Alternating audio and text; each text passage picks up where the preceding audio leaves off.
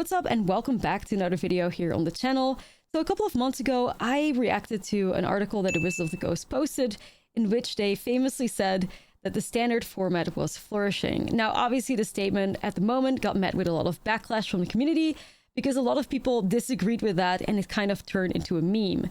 So in this video, I want to have a look at how Tarkir Dragonstorm has impacted the meta now that we've kind of neared like the end of the Tarkir meta with Final Fantasy being around the corner, and seeing if things have improved and, you know, if we are flourishing after all this time around. So what we're going to be doing in this video is we're basically going to have a look at a lot of like stats from the recent regional championships that have taken place. We're also going to be pulling up some old stats from like the Ether Drift era, kind of comparing it to, you know, having a little bit of a yap session. I'm going to give you like my thoughts on the format and how things are looking. This is also an invitation for you to be vocal in the comments and, you know, share what you think about the meta. And if you think things are improving or things have gotten worse, I'm curious to hear your thoughts. So let's dive right into the little like presentation that I have for you. And let's start the meta yep sesh, so to say. So to get started here, we're going to have a look at the standard meta game from the Ether Drift Pro Tour and talk a bit about, you know, what things were like when Wotzi was saying that it was a flourishing format. Now, obviously, I definitely still disagree with that. I think most of you guys still do. It was pretty rough out here, and I kind of refer to this like meta as the rock, paper, scissor meta. Like, you can see very clearly that there were 3 decks at the very top, which were Gruul Mice, Esper Pixie, and Domain Overlords, with basically being kind of like the only decks that people were playing. Like, we see a little bit of Jeskai Oculus trying to like sneak in there as well. But it was really just all about these 3 decks within that format. And they're kind of like rock, paper, scissory because, you know, Gruul Mice was the one to defeat Domain Overlords, but got beat by Esper Pixie. Esper Pixie would defeat, you know, the Mice decks, but beat up by Domain Overlords. And that's kind of like the vibe that you were looking at, Domain beating Esper, but losing to Gruul. So it was kind of like all about these decks. And, you know, when you were queuing up the arena ladder or you were playing some standard, it was always just a coin flip, what deck you were going to be up against. And all decks basically being on other sides of the spectrum, you know, the Gruul Mice deck being super aggressive, the Domain Overlords deck being so incredibly value-based that it was nearly impossible to beat if you were playing like a slower strategy, and Esper Pixie just in the middle, kind of, you know, taking people out with massive like hand disruption and incredible efficient like creature removal. Basically making it impossible to be playing like a creature-based strategy against them in any way, shape, or form. So very much like rock, paper, scissor. And we have the second slide here where it's basically like a bigger percentage of the field that we can see. So basically Gruul Mice, Esper Pixie, and Domain Overlords had a 50.7% percentage of the field. And the rest, like I said, Oculus was creeping up a little bit, but it was looking a bit sad if you look further and further into it. Where, you know, some people believe in certain decks, but it was really all about like these 3, you know, the holy trinity, as we'll call them. Now here, flashbang, we have a very nice graph made by Frank Karsten. A lot of the graphs that we're going to be using in here are made by Frank Karsten. Even the articles that you're like looking at right here were written up by Frank. So huge shout out to Frank for like giving us these, you know, this data to like work off of. And yeah, as you see with the red arrows, we have our holy trinity here with Domain Overlords at the time one of the most played decks, and still having a 55.9% win rate. And like we were talking about earlier, the losses versus Mice, the wins versus Pixie, so that all kind of like lined up that way. I still thought it was very problematic at the time to see Overlord pulling these numbers as like one of the decks that should have a target on its back, as it was, you know, one of the more popular decks in the format, and, you know, still coming out on top with a 55.9% win rate. Now, obviously, when you're looking at these types of graphs, there's a lot of things that, you know, go into account. Like, obviously, the pairings and all that stuff can make it so that one deck is above like the others. But on average, things should like balance out. Is kind of what you gotta believe in. And the main Overlords there with a 55.9% win rate, and I think it was also the deck that ended up winning the Pro Tour Ether Drift as well. Then we have the Gruul Mice there with a 50.8% win rate, and once again it lines up with the rock, paper, scissors. They lost to Pixie, they won against Domain, and Esper Pixie with a 48.1, beating the Mice and losing to the Overlord. So that all lines up basically the way we have expected it at the time. And I would say, like, normally when you're looking at these graphs and when you're talking about a deck list, that is like at the very top. You know, everybody that is going into a standard tournament would basically have a plan for any of these like top tier deck lists, right? Like you're going in there, you're going to have a plan against Pixie, a plan against Mice, and a plan against Domain Overlords. So usually with these like tier 1 decks, you're kind of expecting them, if they are like healthy, to be sitting around like, you know, I think sometimes 48%, 49, 50, something like that, in that range is kind of what you would expect of one of these like top tier decks. Now that doesn't mean that because it had a 48% win rate that it's a bad deck or anything. Magic is kind of, especially when you go into like tournament Magic and pro Magic, anything above a 50% win rate is usually just fantastic already. Like that's a great record. And so like as for Pixie with 48.1 and Gruul Mice with 50.8, like that feels kind of, you know, balanced, which is I think one of the reasons why Wultzy was like, okay, our format is flourishing. I mean, obviously the Domain Overlords was a bit problematic, but you know, over this like small sample size, nothing to be like really worried about. Once we're going to have a look at the regional championship results of the current Tarkir Dragonstore meta, we'll have a lot more of a sample size because they were all regional championships, and then you'll see like lower numbers in general. But yeah, nothing about this set alarm bells off for Wultzy, and in a way, like, I kind of get it. I think one of the most problematic things about Tarkir or the Ether Drift meta at the time was definitely that, you know, it just was incredibly unfun. It was really just to have these 3 decks on all separate sides of the spectrum, and so if you did anything that wasn't a tier 1 strategy, you were going to just have a miserable time, and you had to just accept defeat against one or the other, and it just was incredibly fun. And also, like, the awful play patterns that cards like Monster's Rage and Up the Beanstalk kind of like provided, right? Like it was not fun. You couldn't really like block in the format. You know, Beans was kind of something that couldn't get outvalued. There were people arguing that like the, you know, the hopeless nightmare strategies that the Pixie deck put in were pretty toxic, because obviously if you're expecting to be against a Pixie deck that could potentially force you to discard a card every turn, taking a mulligan was basically like just, you know, saying GG's and pecking it up. So those decks were really not fun, and I think that's one of the main reasons where people were upset with the statement "we're flourishing," which I think is incredibly valid. I did also want to point out Jeskai Oculus a little bit here, because we're going to be talking a bit more about Oculus in the Tarkir meta, and Oculus was kind of used in the Ether Drift format as the deck to beat Esper Pixie. That was kind of what you were like looking at mostly.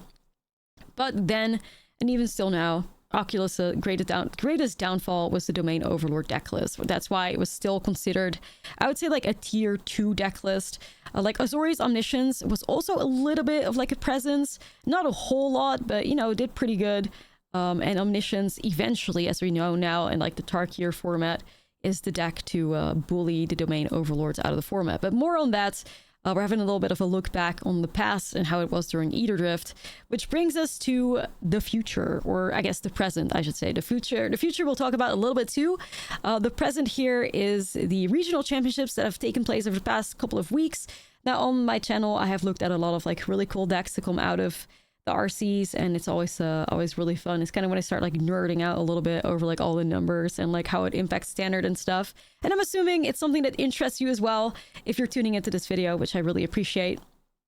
But here we have results from the past 4 regional championships. Once again, brought to you by Frank Carson. Super grateful for those you know, stats and all that. And I think one thing that's important to talk about here as well is that it's the past 4 regional championships. So you're using the latest ones because it'll give you more accurate results, right? People can adapt to the meta. These people that have played in these RCs are the most adapted. So that is why these numbers are a bit more significant, I would say, than like maybe the earlier RCs that took place. So the USA RC is from Hartford, for instance. So this is already like an interesting spot where we're in. So we have a new contender in the format, thanks to Tarkir, which is Izzet Prowess.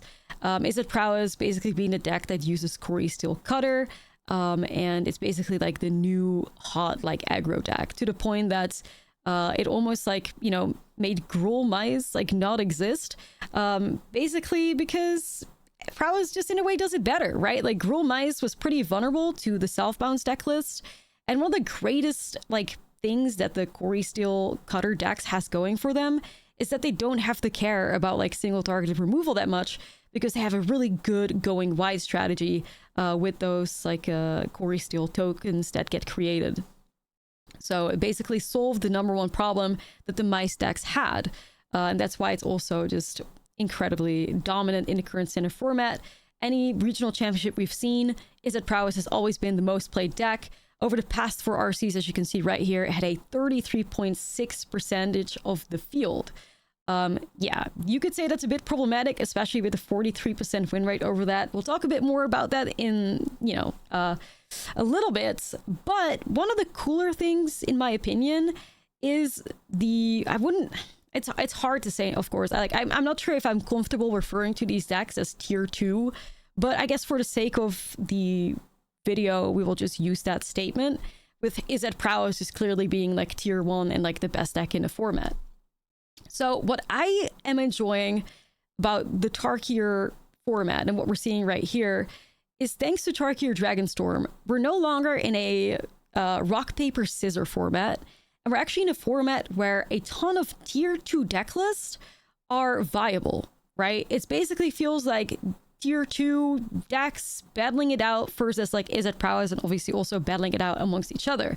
With like the other, I would say, the 9 other decks here having a 51.2% share of the meta, which looks quite different if you compare it to, what's looking at over here. It's basically just everybody on these 3 decks, a couple of Oculus, couple of Mono Red, and then it's kind of just like looking pretty dry there.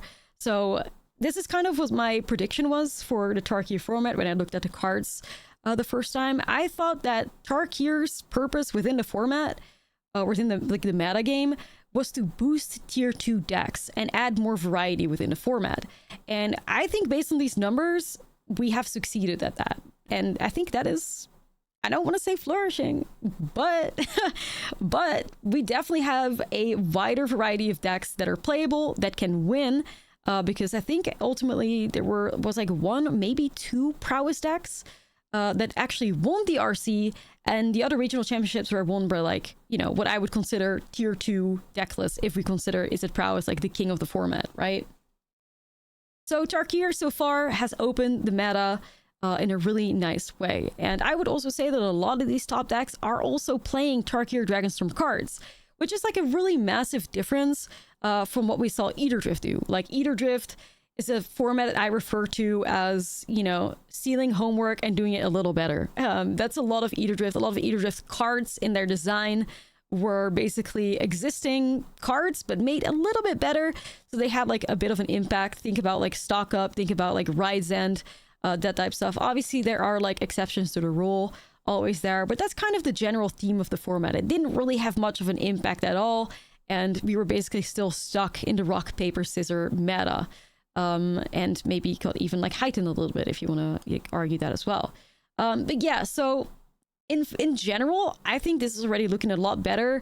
Tarkir doing its job by infusing power into the tier 2 decks and allowing them to stand a chance against the top tier. And significantly also is that, of course, 2 out of the 3 from the Holy Trinity are kind of like rotting a little bit. Now, well, not rotting, but a 1.3% of the field on like Esper Pixie kind of being taken over by Orzhov Pixie, which is mostly because Orzhov Pixie is a deck that picks up and replays Lockdown very easily. Temporary Lockdown kind of being like the card to use against Izzet Prowess, as it not only cleans up like the tokens, but also cleans up the Quarry Steals and the Stormchaser Talents and all that stuff. So this is kind of now like, the self-bounce deck to be playing, I would say. And then we also see Domain Overlords falling off a bit because the Izzet Prowess deck just does a really fantastic job keeping it in check, but also one of the newer, like, banging deck list, Azorius Omniscience, actually 10% of the field. And Azorius Omniscience was kind of just a deck that just eats up these like Overlord value piles because it has access to that really sweet combo. Anyways, what you need to see here over the past 4 RCs, we're seeing like tier 2 decks having like a very dominant share. And like I said, I'm only calling them tier 2 because Izzet Prowess by far is just like the best deck, in the format based on percentage of field and match win rate. We'll talk a little bit more about whether or not that's like considered problematic soon TM, but here we have another flashbang graph for you to look at with the green arrows being our like tier 2 decks and the red arrow being like the Izzet Prowess, the champion of standard at the moment. So a lot of games. I'm seeing over like 2,000 plus games of Izzet Prowess, and it had a 53% win rate. Now, we spoke about it a little bit already, but generally speaking, what you want out of a healthy format is the number one deck to beat sitting somewhere around like 48, 49, 50% win rate. You know, like that would be considered healthy. Now, Izzet Prowess with a 53% win rate over that number of games, personally, I consider it unhealthy. I don't think that's normal. I think that everybody, like I said, you gotta like, you know, envision the vibe. You're going to a tournament. Every single player that is going to be playing in that tournament is going to have a plan for Izzet Prowess. And there's also like another element at hand where you have Prowess mirror matches, and a lot of people that are playing the Izzet Prowess deck are focused also on beating the mirror, which makes the deck a little bit like weaker against you know, other strategies that are trying to beat it, right? Like if Izzet Prowess had to focus on only other decks trying to beat it and had to ignore what, you know, opposing Izzet Prowess players would be doing, like if they knew they would never queue into them, the deck would look quite different. And I would also imagine the win rate would be a lot higher because they don't have to be, I like sometimes refer to it in like a very awful way, like kind of like inbred, that the decks are just very much like, you know, the top tier deck is kind of focused on beating the exact same deck, and that makes it a little bit worse against like other decks that are trying to beat it as well. But despite all of that, we're still seeing a 53% win rate from Izzet Prowess. It beats Azorius Omniscience, it beats Jeskai Oculus, which is surprising because the first RCs that took place, Jeskai Oculus actually had a positive win rate against Izzet Prowess, so that was an exciting thing to see. I think it has to do with an increasing amount of like Flood Moss that get played in that deck, also an increasing amount of Town Ain't Big Enough. Like we saw the Izzet Prowess players in the last portion of the regional championships. If we saw somebody like literally cut up like Swift Spear on camera, I believe, because they're focusing a lot more on like bounce elements and protecting their Core Steals, and also like, you know, bounce is pretty significant against like the Abhorrent Oculus as well. Beating Jeskai Control, beating the mirror mid-range. Actually a lower percentage against 45% win rate against mono red aggro. This had a lot to do, I think, with the mono red aggro players being prepared. The RC that was won in Hartford was actually won by a mono red aggro player that played Magebane Lizards. So that deck was very much prepared to run into a lot of Izzet decks and then completely throw them off guard with Magebane Lizard, which is a very good card against the Izzet Prowess strategy. But outside of that, 50% win rate Domain Overlords, so they've adapted a little bit too, and a 54% win rate versus Mono Black Demons. Like it's unbelievable that the deck that is the deck to beat, everybody's prepared and you're still just chilling. And also like the highest percentage of like the meta share. So you could even have people that have like bad beats to it, maybe not like, you know, super experienced with the deck list and making a lot of misplays. And despite all that, still thriving. So I would say it's a bit of a problem. But also let's have a look at our like tier 2 homies that have gotten like that very, very nice boost from Tarkir Dragonstorm. And those decks are looking pretty good. I was actually surprised to see Dimir mid-range, despite such a pretty high meta share, having a 54.2% win rate. Definitely farming the Azorius Omniscience deck, which probably had a lot to do with that. Unfortunately, losing Heart of Prowess. So they were kind of like the, I'm not sure if I'd say like anti-meta choice. But yeah, like trying to target the people that are playing the Omniscience decks. But, you know, overall, doesn't seem like problematic to me. Also, like the number of matches that got played isn't like through the roof, right? Like we're seeing about like 600 matches versus like 2,000 plus, like 2.4k versus like 600. Like the lower the matches played, like the higher the win percentage you get, and you can kind of get away with it, right? Especially once you go over like, I don't know, like 1,000 matches played, you really don't want to see a number that is like, you know, over 51, let's say 50% ideally. Mono red aggro here, that was another like one of the tier 2 decks that, you know, 52.2% win rate, perfectly fine. Ors of Demons, 51.9% win rate, perfectly fine. Ors of Pixie, 50.5. Jeskai Oculus at a 48.4. Jeskai Oculus kind of like, you know, losing to the mirror mid range, losing to Domain Overlords because Domain had a bit of a higher like presence as well. But like these numbers are all looking completely fine, right? Azorius Omniscience 48.4, Black Demons 48.4. Like that's a number that you would kind of expect based on like the meta share they have. The main Overlord's 47.3 here. With the Omniscience matchup being a nightmare, of course, and the moderate aggro also doing a really good job beating them.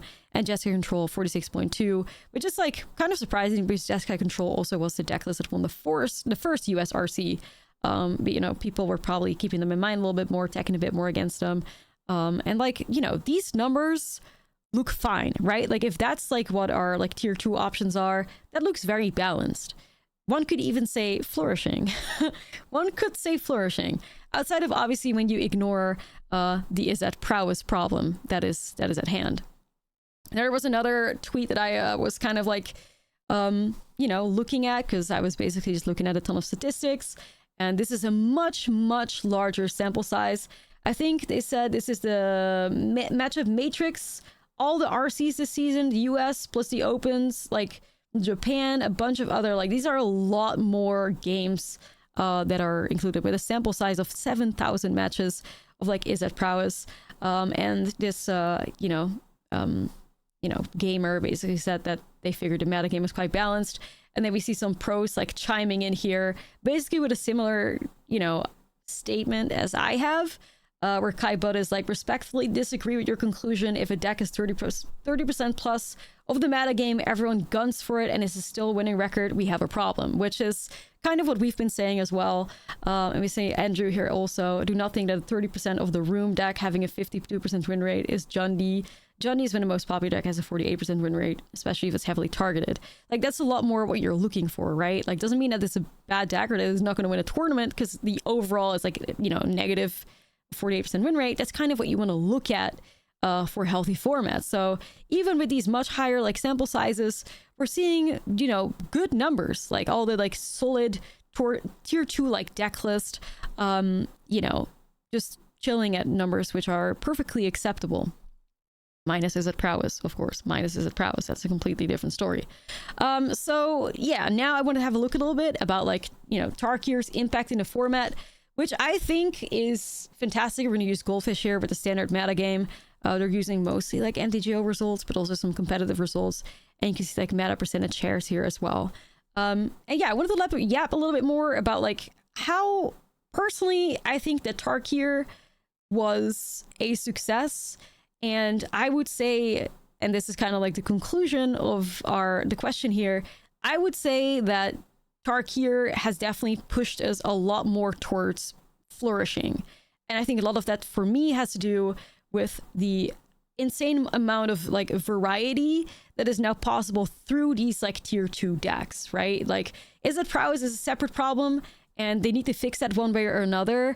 I don't think that the problem is as easy as to just like ban Corey Steelcutter, because Corey Steelcutter has still done wonders for the meta. Corey Steelcutter has kind of like disrupted the holy trinity, right? The trinity of like the rock, paper, scissors that was present during Ether Drift. Prowess has done a good job making the domain deck less dominant, making like the Esper Pixie deck less dominant, and also, by those decks, being less dominant, like Izzet Prowess has a lot more room to like shine, and it's kind of like taking over with the Gruul like mice deck also like falling off into oblivion, because most of those players are just thinking that Prowess is kind of more way to go. And then moderate aggro still obviously has a presence within the meta, and I do still think that the mouse package is a little crazy, but as you saw with the numbers, they put up like a normal amount, like a decent amount, like their win rate. Like I'm assuming that Tarkir Dragonstorm also put some more tools against moderate aggro. The tier 2 decks became more stronger, gave them more tools to fight the red aggro decks, and things are a lot more balanced that way. So yeah, Izzet Prowess playing like Corey Steelcutters, that is definitely one card from Tarkir that had a massive impact and kind of like changed the environment of standard altogether. But like Jeskai Oculus, another deck list that got a lot of tools from Tarkir Dragonstorm, Tursa Light Shatter being played in here, Winter Night Stories and Glacial Dragon Hunt being decks that people are working with. Azorius Omniscience getting a huge boost from Tarkir Dragonstorm with Merang River Regent. and also the Roiling Dragonstorm really doing much for the combo, and also basically shifting the way that the deck list like performs nowadays. They're no longer relying on like the invasion to win the game. They have like a really cool Founding the Third Path combo now, where Meringue River Region picks up a Founding and a Meringue River Region, and you mill your opponent out that way, which added a lot for, you know, the deck list consistency, and shoved it into like a very strong tier 2 deck list. We got some more, of course, like Jeskai Control also being a deck list that was kind of made possible by Tarkir, thanks to the very powerful dragons, Shiko, Meringue River Region, also access to some like, you know, nice tools like Dispelling Exile, Jeskai Revelation. So Rediscovered Away, sometimes used as well, Quarry Mountain Monastery. We have the Forkle Azure, which, you know, has fallen off. I celebrate that. You know, I celebrate that. The, you know, Overlord deck falling off makes room for, you know, more mid-rangey and like slower decks to be able to do something, because you're not like constantly pressured by, you know, oh, well, if I flip the coin the wrong way, I'm hitting the beans matchup and I'm not winning it. So the fact that they are kind of like kicked down by Omniscience being stronger and the Izzet Prowess decks being a great way to like go after them is just something we celebrate. Kind of same goes for Self-Bounce. Has also like fallen off quite hard thanks to, you know, the new decks that are kind of taking over. So I am personally very excited about that. I do not like coin flip metas. I think it's something that, you know, tournament players, pro players might disagree with, but as somebody that, you know, wants to just play Magic the Gathering and not play against the same decks over and over and over, which obviously has a lot to do with me playing MTG Arena and playing this game a lot more than your normal average person would. I think Standard is just one of those formats that should be, you know, still enjoyed. Like, yeah, we want a competitive element to it, but I think enjoyment should also be part of it. And that was kind of very far gone with the Eater Drift meta, and it just being like 3 very oppressive decks on other like spaces in the spectrum, just kind of like bullying you. And if you flip the coin wrong, you're just going to lose the matchup. Ords of Self-Bounce also now being like a really strong contender, thanks to the Sun Pearl Kirin that gave it like another bounce tool. And we also see another bounce tool coming up with Final Fantasy, which is pretty funny. So it's going to be looking better for Ords of Pixie. But it's one of those decks that, you know, keeps the #1 deck that keeps the red decks in check. It tries its very best. It's probably got like the best matchup that you can have versus like the Izzet Prowess deck. But obviously, because the whole deck is kind of focused on beating Prowess, it's not really a deck that you can justify playing a lot, because it means if you queue into any of the other tier 2 decks that are not like red aggro decks, you're just going to kind of like lose, which kind of explains the Ords of Pixie, you know, not being like a much higher meta percentage. Right there. Dimir Midrange didn't really get it a lot, even though you could argue some of them are playing Karsi Revenant, which has done a lot for these like black midrange decks, as it's a great tool for like life gain. Azorius Control, that's popping up a little bit more with the recent RC. But in general, like, you kind of get the vibe. A lot of these tier 2 decks are made possible thanks to Tarkir Dragonstorm and the tools that it gave. And I would say it's just a night and day difference from like Tarkir Dragonstorm to Eater Drift, whereas Eater Drift I would consider it a flop.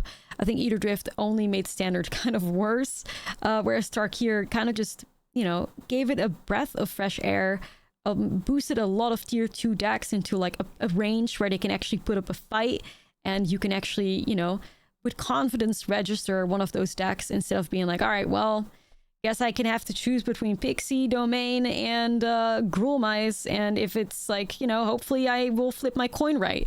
This actually allows you to like metagame a bit more, a lot more diversity in the format. And yeah, I would say we're getting closer to Flourishing. But of course, Izzet Prowess is its own separate problem that I'm not really sure how they can address that, because like I said, I think if the ban lands on Corey Steel, you will go back to you could potentially go back to the rock paper scissor meta that I think should be avoided at all cost. I think the current Standard format is actually really enjoyable and fun to play. I think a wider variety of strategies are completely possible because there are like, it's just a higher amount of like different deck lists that are possible and that people are playing and that people are winning with. And I think overall Tarkir has just done wonders for Standard. I don't think you can get much better than this. So I am out here, I don't know, spreading a bit of positivity and like praising Tarkir for what they've done. And I would say were Flourishing minus whatever the hell's going on with Izzet Prowess. Let me know in the comments. Maybe you guys have an idea. How do you want to like fix the Prowess problem? How do you want to fix the Corey Steel Cutter problem? We might have to look into the future for that. Looking at like Final Fantasy. I'm obviously going to be doing like a little bit of a set review for Final Fantasy on my Patreon as well. I think Final Fantasy, from what I'm seeing so far, might not be the answer. Final Fantasy to me looks a lot more focused on you know, selling a set, and looks a lot more commander focused, which personally I do not have a problem with. I think I like Final Fantasy from what I've seen so far. I think there are definitely some cards that'll be pretty like impactful in standard. Not a whole lot, like it's no Tarkir, but it's also no Eater Drift. So there are still some bangers in there. And also simultaneously, I believe that a premium product, because a lot of the Final Fantasy product has like been up, like it's a lot more expensive than you would normally play for or pay for a set that is standard legal. I don't think we really want to have like 40 cards from Final Fantasy to be standard playable, because it would just do really just do horrible things to the standard economy in general. So I don't mind a little bit of a breather from Final Fantasy. I do still hope that maybe we find a tool through Final Fantasy that's gonna like address the Prowess deck, but it's probably better for us to look ahead even further and think about the, you know, Edge of Eternities and the potential rotation, which the rotation can present its problems. You know, one of the main ways to beat the Prowess deck is with the lockdown. The lockdown's going to be rotating. It's also going to be interesting to see how the rotation of like the fast lands, some of the fast lands, some of the pain lands is going to impact the format. And, you know, also cards like Cut Down that we're losing and Go for the Throat that we're losing. So I don't think that the current standard format is kind of like ready yet for rotation. But if I'm willing to put my money on something, I'm imagining that Edge of Eternities is going to be closer to Tarkir Dragonstorm in the sense that it's going to boost tier 2 decks, and it's going to try and address the current problems in the format, which could be like the Corey Steel Cutter. But still, I think that, you know, Corey Steel, despite it having a fantastic win rate and a super high meta share, I think that, you know, there's still people out here playing these tier 2 decks, and with a rightfully so, right? Like the rightfully playing those decks because they can, you know, fight against each other. And yeah, I don't know. I think we're doing so much better than we did during the Eater Drift meta when Wolty was saying this, the format's flourishing. I wonder if anything is going to happen to the Corey Steel decks. I'm not sure personally what they could do to try and like fix it outside of like printing cards that'll help you to beat the Corey Steel better, or like, you know, giving the tier 2 decks even more of a boost. But outside of that, if you ignore that, I think things are looking fantastic. And ultimately, you know, the tournaments that are getting won are still getting won by decks that weren't like Prowess and were kind of like designed to beat them. Now, unfortunately, one of the main ways to do that is playing Temporary Lockdown, which I'm not a big fan of. I wish there were more tools for other deck lists to beat that. But, you know, we kind of need some more cards for that. Anyways, hopefully this was a little bit, you know, entertaining for you. Maybe you learned something from this. Maybe it encourages you to, you know, let me know in the comments what your thoughts are. Is standard, do you agree with me that we're like flourishing more than we ever were? That Tarkir Dragonstorm has done wonders for the format? Or do you think that things are just so much worse now that we're out of the rock, paper, scissors meta, and that Izzet Prowess is kind of just like the bully of the format? Yeah, that's kind of like my 2 cents on it. I think we're doing much better. I'm not sure what the faith of the Izzet Prowess decks is, but, you know, to me, standard is a lot more enjoyable thanks to Tarkir Dragonstorm. Curious to hear your thoughts. Wonder if Moni... I have no idea if people like disagree with me. I think that the Prowess deck and the dominance that it has and the way it has, you know, dethroned Four-Color Zur, dethroned Esper Self-Bounce is kind of just like the breath of fresh air that I've needed, because Zur and Self-Bounce were so present for so long. And I was just getting real tired of it by constantly queuing into these decks, and they were so oppressive in their own ways, that I am like, you know, so happy that there's just such a higher dominant, like, or higher presence of tier 2 deck lists in the format. And it feels like I can play, you know, standard a bit more. And also one thing that I personally like against Izzet Prowess is that Izzet Prowess is one of those decks you don't necessarily lose on turn 3, which is the case for mono red aggro. If you, or Gruul Mice, let's just call Gruul Mice. if you're playing against Gruul Knights and you don't have any disruption and the only thing you have is a blocker, you're dead to Heartfire Hero, Manifold Mouse, Monstrous Rage. You're dead on turn 3. Whereas I feel like Izzet Prowess gives you a lot more room to breathe, because they get started around like turn 3, I would say, when they're starting to develop those Corey Steel Cutters. And personally, to me, that still gives me the feeling like I'm playing Magic the Gathering a bit more, rather than my game being over on turn 3, you know, or like my opponent drawing a card every single turn of Up the Beanstalk, and I'm like, I could never beat this value with this, like, you know, tier 2 or like silly deck that I have.